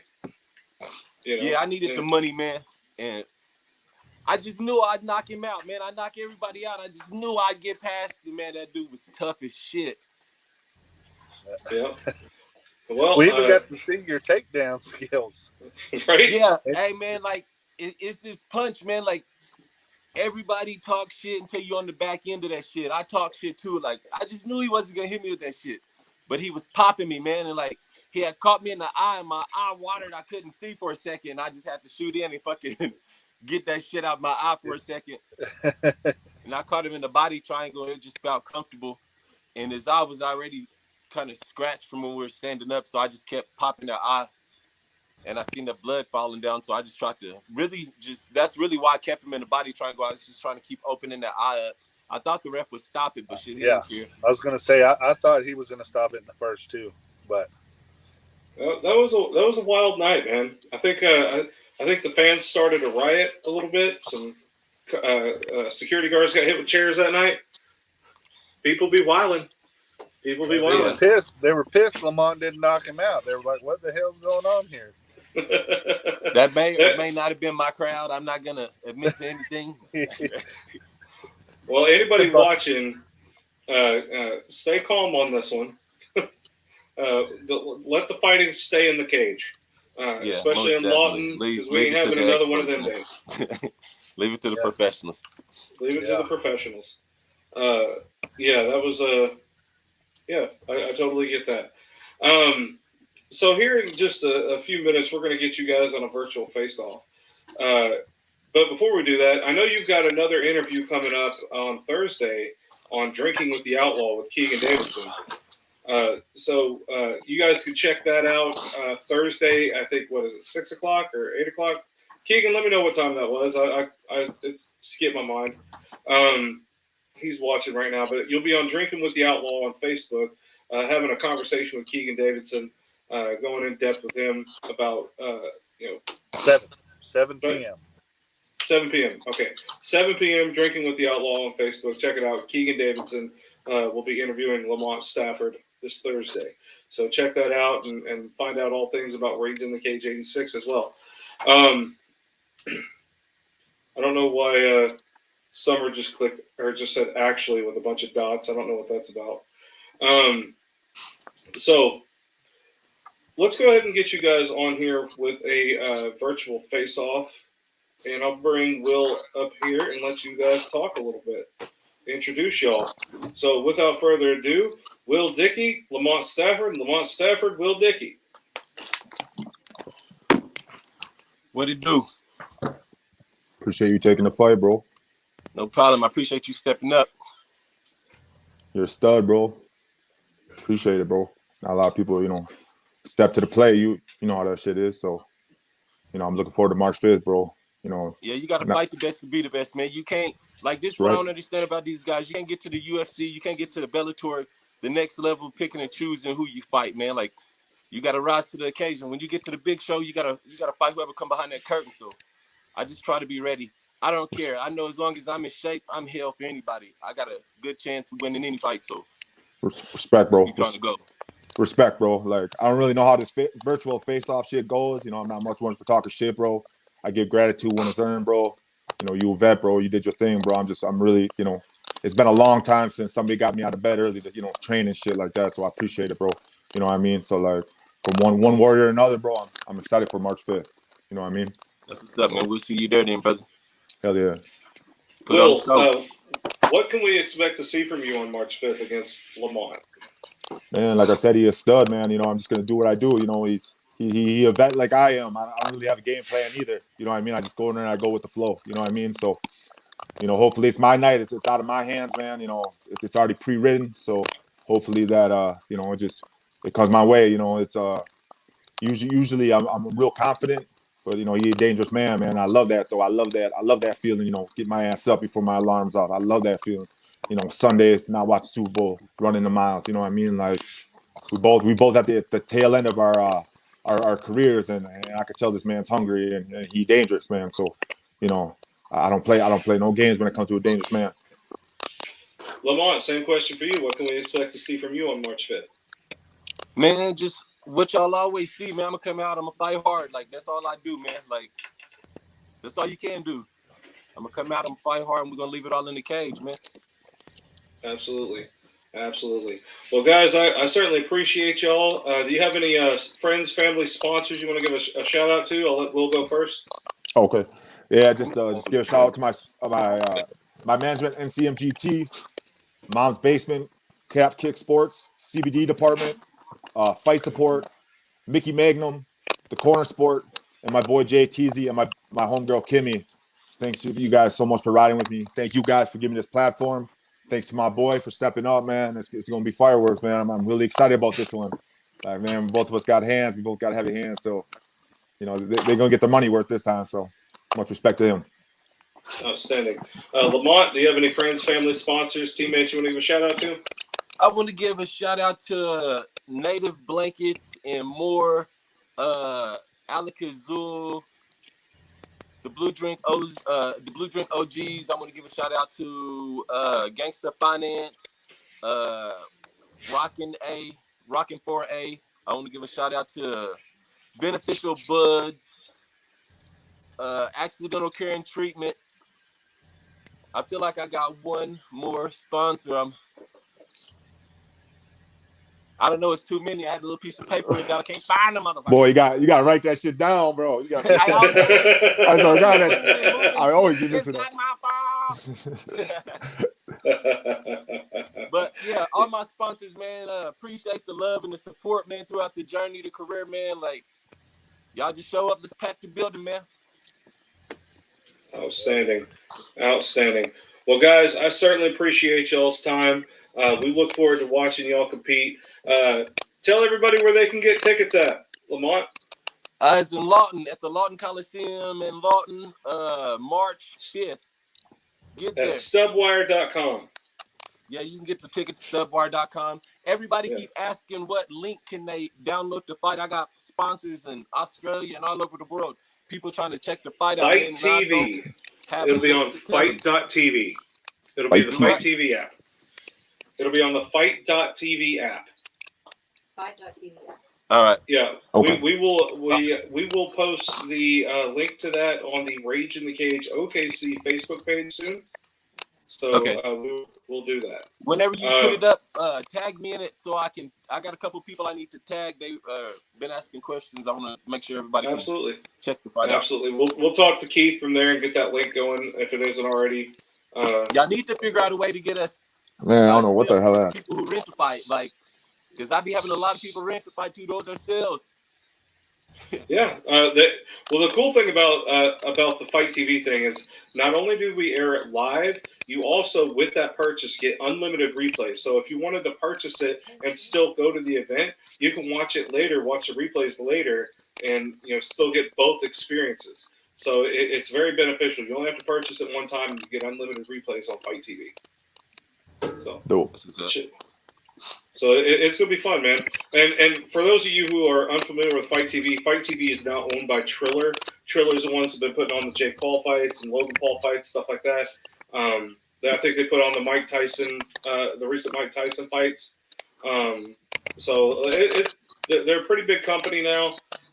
Fight TV is growing, and we're able to broadcast that worldwide, man. So we're on a worldwide platform. And looking at the analytics of each one of the pay-per-views that we could see, we see a lot of people from Australia, the United Kingdom, India, all over the world tuning in to these regional Rage in the Cage shows. So you guys are fighting on a worldwide platform already. We just need to get that grand stage for you guys. And who knows, maybe after this fight, one of you guys is going to be called up to that next level. So I look forward to a bright future for both of y'all. I'm looking forward to it, guys. Appreciate it. But I'm going to let you guys go. Like we said, those of you watching at home, you can get your tickets at stubwire.com. Whoever you are choosing to support, make sure you click their name at checkout. The fighters will get a commission off of that sale, and every little bit helps out whenever you support your local fighters. So make sure you select your fighter at checkout, regardless if you're even if you're not supporting somebody, click somebody. Every little bit helps. You click me. I'm your fighter. There you go. So there you go, guys. Support your local fighters. Will, the franchise, Dicke, thank you so much for your time, brother. We really appreciate you. Lamont KO King Stafford, reigning 205-pound Rage in the Cage professional light heavyweight champion, defending his title March 5th. This is going to be one hell of a fight. Don't blink. This is going to be, I'm guessing this may be fight of the night. It's going to be for sure one of the absolute best fights ever. I'm always the fight of the night. That's why I'm saying that, Lamont. I got you, buddy. I'm just saying. All right, so I'm looking forward to it. It's such a high caliber fight. Thank you guys so much for your time and train hard, fight hard, and we'll see you on weigh-in day. Yes, Thank you, guys. Yeah. Good luck, Lamont. Will. All right. Both guys, man. Do they not look good? Like ready? They both look like they're about to murder people. Yeah. Kindly, respectfully, but I always appreciate the respectful attitudes and things like that. But those guys are going to go in there swinging and take each other's heads off. Yeah, it's a Highlander situation. There can be only one. Right. So, there's only going to be one champion that walks out that cage, and who's going to want it the most? That's what I'm curious. That's the question mark. I gotta give a shout out to Summer for finding that fight and putting it together, and that's a fight right there. So, I mean, they're all fights, but for a title fight, if you look at a lot of other shows, it's not so evenly matched a lot of the times, and They do at Rage in the Cage. They put on a lot of equal fights, and that's the best. Summer certainly is a phenomenal matchmaker in her own right, especially with respect to this fight. This is a high caliber fight. This is a fight that could easily be in Bellator. Oh yeah, This is a fight that could easily be, one of the preliminary cards. I think right now because of their level, for a UFC fight. Yeah. Both of these guys are on the brink of that next level, and man, I'm surprised that people haven't signed them already. Bellator hasn't signed them.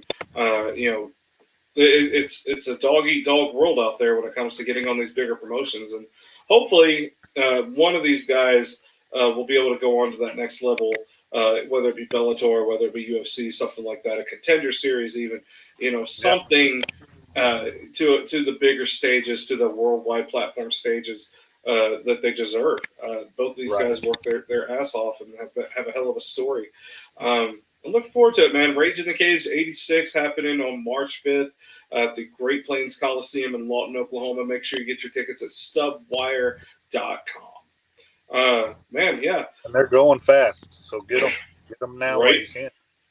Yeah, it's going to be I'm hoping that's going to be a sold out show because if ever there should be a sold out location, a sold out venue, it's at that venue right there.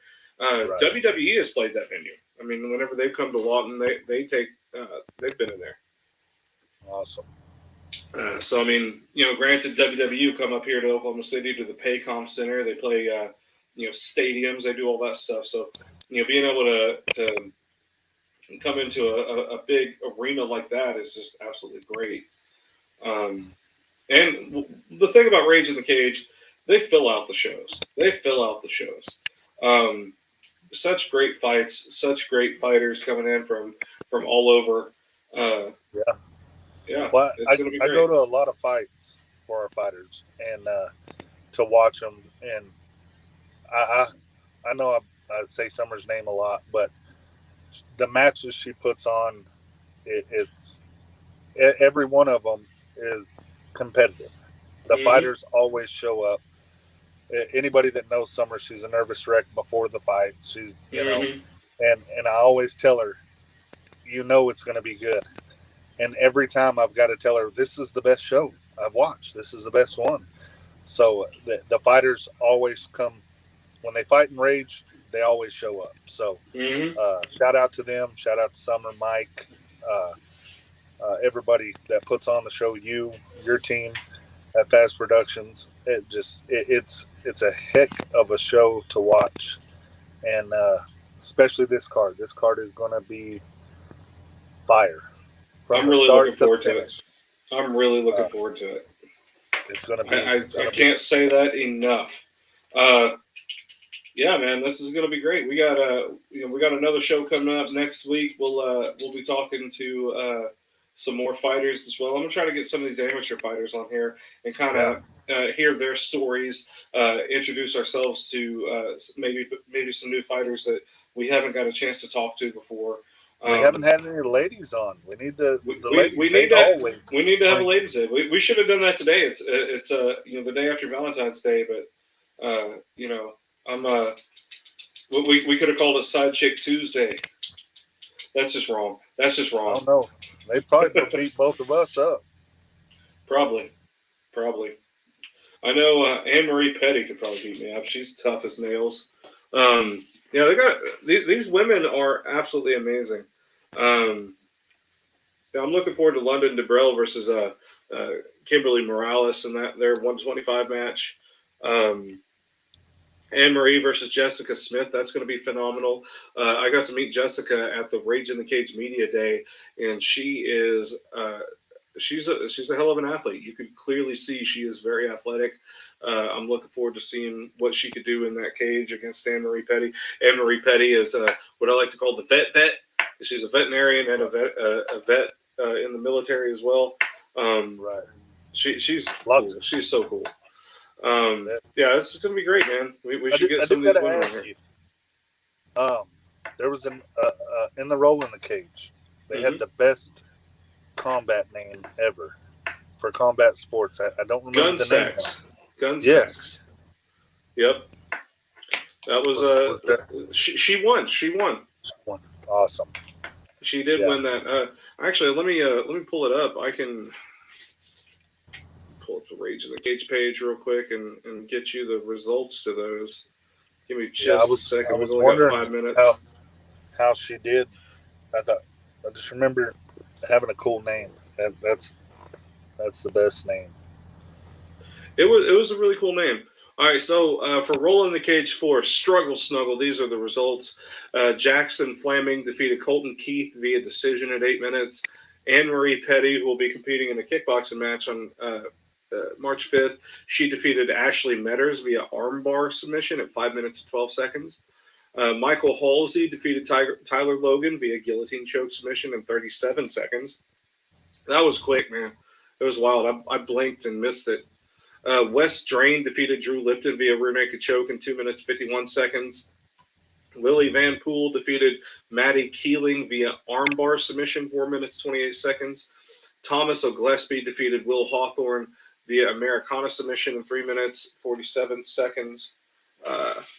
Velvet Gunstacks, the one you're talking about, she defeated Elizabeth Alfaro via triangle choke submission in 54 seconds. That was a quick one. My match of the night was Zach Holscher defeating Michael Smith via decision, 8 minutes. That went the distance, but I'm telling you, those two kids just, I mean, it was a phenomenal match. If you guys can go back and watch that on Fight TV, that is a match worth the full price of that pay-per-view just by itself. Emily Arnold defeated Tina Lewis via collar choke submission. It was kind of a modified collar choke. I really enjoyed announcing this girl, Emily Arnold. She is absolutely freaking adorable. Like I never met her before announcing her, and she came out and she's just this petite little little young lady, and she got this bob cut hair, just adorable, and she's kind of like doing these little prancing moves. And whenever I announced her nickname, which was Emmers, is she just like got giddy, and I almost lost my shit. It was hilarious, but that was fun. Chelsea Coleman defeated Bianca Vigiani via decision in 8 minutes. Cody Burris defeated Jose Garcia via decision at 8 minutes. Glenn Woods defeated Aaron Radcliffe via decision, 8 minutes. Jerry Lopez defeated Pablo Vellocchio via decision at 8 minutes. That was an interesting match, too. Pablo Vellocchio came out in a singlet, a wrestling singlet, and Jerry Lopez was in a mariachi rash guard. It was just amazing. So it was kind of cool. Parker Kirk defeated Cash Friend via armbar, 5 minutes 19 seconds. We're almost out of time. Jess Carlson defeated Rick Chima via Americana submission, 4:44. Fabian Ford defeated Paladin Scoggins via heel hook, 58 seconds. Tasha Drugan defeated Sabrina DeArmond via rear naked choke submission in 7 minutes 25 seconds. Jet Thompson defeated Ryland Smith via triangle choke submission in 43 seconds. Danny Bull defeated Victor Ratcliffe via decision, 8 minutes. James White defeated Justin Hobbs via decision, 8 minutes. Wade Smittle defeated Jason Greer via triangle choke submission in 3 minutes 18 seconds. That was impressive as well. Randy Ray, OG Jellybean, defeated Jeremiah Mendez via decision, 8 minutes. That one was a funny match. The only reason why is because Randy Ray was dominant, but the whole time they were having a conversation, and according to Starla, it was just a ridiculous conversation. And I'd like to get her a little recap as to what the hell they were talking about, but apparently it was just the talk of the Cage Side crew listening to that. And of course, the main event: Jeff Lindsay defeated Kelly Rundle via decision in 8 minutes. It was a great night of grappling action. And to answer Keegan Davidson's question, because we'll circle back to this. He had a question earlier. I'm gonna scroll up and post it. What is our take about the Aaron and Glenn wearing their judo black belts during a BJJ competition? So first of all, it is not exactly a BJJ competition. That is just how Summer ranks it via skill level for BJJ. But it's a grappling competition, and it is no different to me than having Master Kimura taking on Master Gracie. back in the super fight days before MMA was even a thing. So being able to have a black belt in judo, these guys trained in judo a hell of a lot longer than they trained in jiu-jitsu. They're very similar styles at the end of the day, and they can wear pretty much whatever they want. If both of them feel they want to showcase their judo black belt, then they can wear that. If both of them wanted to come in wearing rash guards, then they can do that. If one of them wanted to come in wearing a white belt, and even though they're at a blue belt rank, they can do that. It's their choice. I'm all about freedom, brother. James, what's your take on it? I don't have a take. I feel like do it. Yeah. Just go do the voodoo that you do so well. All right, guys, we have reached our top of the hour mark, and we are going to have to call it a day. Thank you so much for tuning in. Special thanks to our sponsors, Ganster Finance, Alak-Azul, Oklahoma Boxing and Combat Sports. If you are a local business or even a national business and decide you want to sponsor this show, please contact us, and we will be happy to have you and showcase and advertise for you as well. We are always happy to have any kind of support we can have, so we can help support these local fighters as well.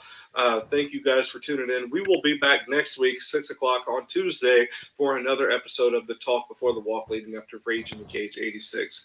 We're also reaching out to other promotions all across the country as well to showcase their events on these shows and hopefully get some interviews with the fighters leading up to their events as well. I've been your host, Cool Breeze Justin Christie, along with my tag team partner, as always, James El Papichulo Shellnut. Thank you so much for tuning in. We will see you next week, guys. Thank you. Later.